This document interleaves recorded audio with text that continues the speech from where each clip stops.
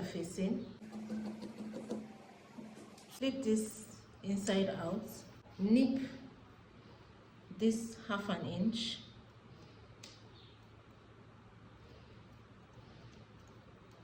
so that it can lay flat, and then bring them together, making sure that there is no bulge around this area. Let it meet at the end, and then place your airstay over it and iron.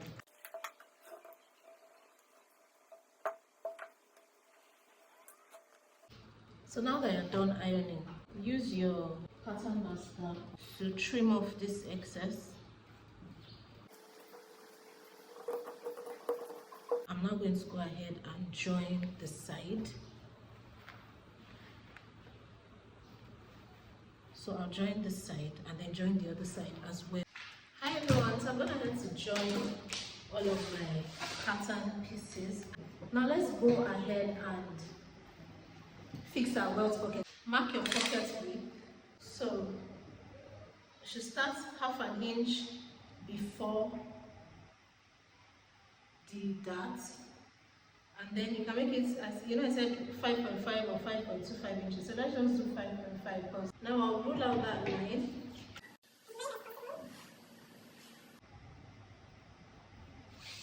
Along that line, go up by 1/4 inch and come down by 1/4 inch. I think this is clear. So this is quarter, quarter,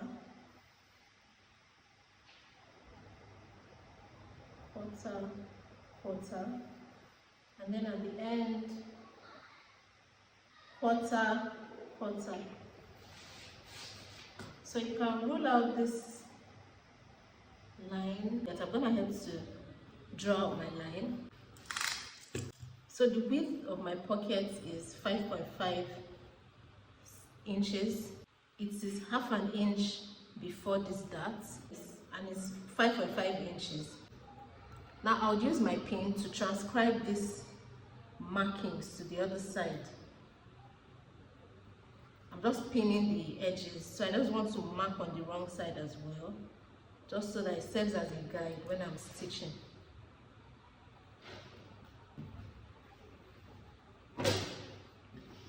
Then go ahead and mark these boxes and trace out, so that you have the exact same box on the other side. Flip it back to the right side. Remember these pockets, that's the ones that have this thingy. Rule your 1/4 inch here as well. So this is 1/4 inch from the fold. So that's this line that you can see, 1/4 inch from the fold. I have 2 of it, obviously.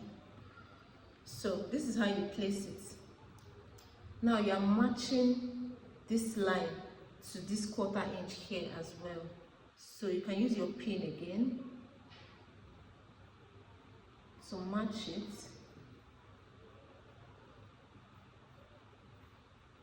And then at the end as well. And then on for the bottom part as well. Again, this is the folded edge.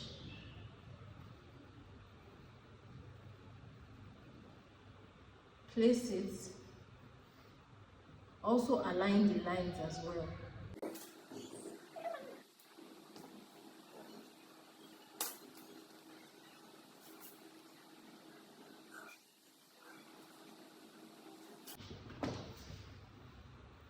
Flip it to the wrong side, and then go ahead and stitch. So you're stitching from here. Make sure it doesn't exceed this line.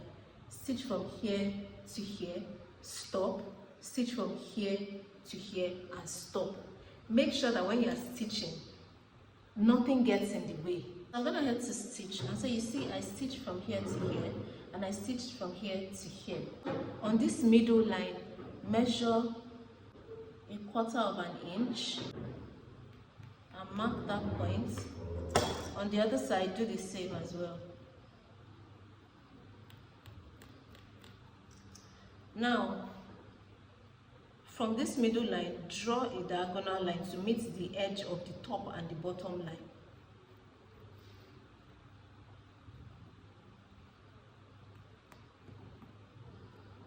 So what you're going to do is you're going to cut from here to here. Make sure that you don't stop before that 1/4 of an inch.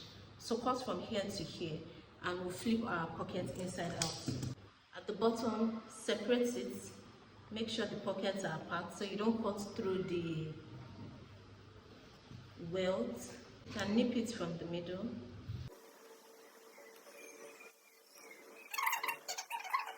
Then cut to that 1/4 inch. Stop right there. Make sure you don't exceed that 1/4 inch. And then cut along that diagonal portion. And stop short of your sewing. Make sure you stop short of your sewing.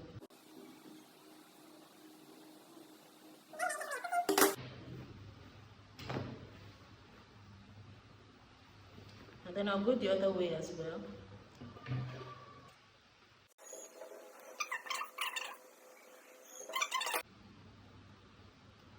If your scissors is very sharp like mine, make sure you're very, very careful. Cut along the diagonal line again. Flip it inside out and then push your pocket inside.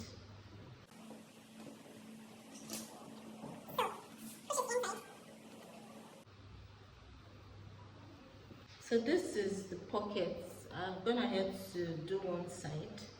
I just pinned it, so let me just take it out. So this is what the welt pocket should look like when you're done fixing it. This is what it should basically look like. Make sure to iron the edges. I haven't ironed it properly, so now for the flap, pocket flap, what you're going to do is I took my, remember the edges were straight, so what I did was I placed the edge of my pattern master at the edge of it, making sure that my pattern master is touching here and touching here as well, and I just created the curve. So that's how I created this curve that you can see here. So after I was done creating the curve, this is what it looks like. Obviously I split it into two. Remember, it was folded into two, so I split it into two, and this is basically what I have. So go ahead and stitch. Now once you're done stitching, make sure the curved side is facing the center front, so you can push it in as far as you want.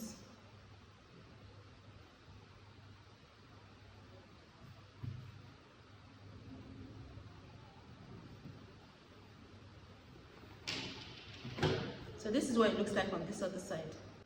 So just pull it in as far as you want it to be. You can see these edges are still accurate. But the side that I haven't done, what I'm going to do is I need to know how much I would sew. You can see that it's way longer than the actual pocket. So place this stitch, align the stitches, and find where it should be on the other side. So this is where it should be.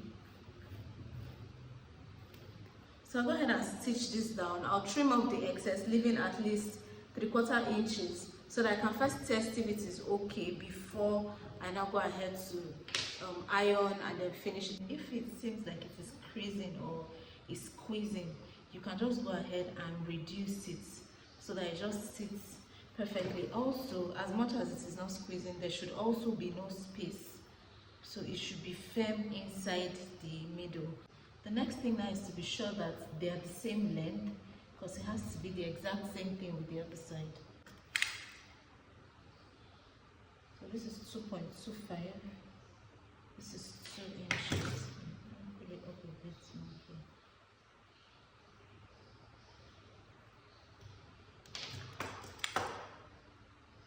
So this is 2 inches. And this is 2 inches. So I'm okay with it this way.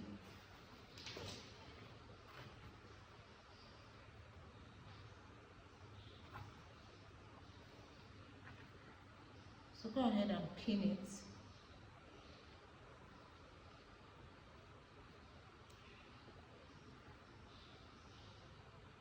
Go ahead and do the other side.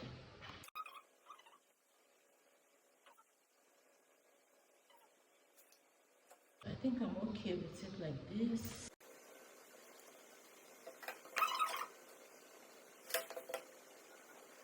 You can go ahead and stitch. So you can just stitch it inside here. So meaning you're stitching this, you're stitching 1, 2, so you have like 3 layers. So just stitch just so that it stays in place. And after doing that, we'll go ahead and stitch this remaining edge. So you flip it like this. You see this triangle, stitch it down and stitch the other side down as well. So you're just stitching along that line that you originally drew. So you stitch it down as well. Now for our actual pocket bags, this is what my pocket bag looks like. I obviously will still reduce it.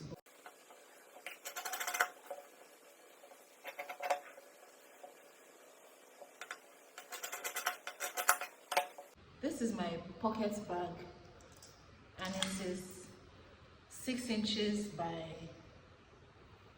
just use whatever you have left of your pockets. You can see it matches the width of the pocket facing.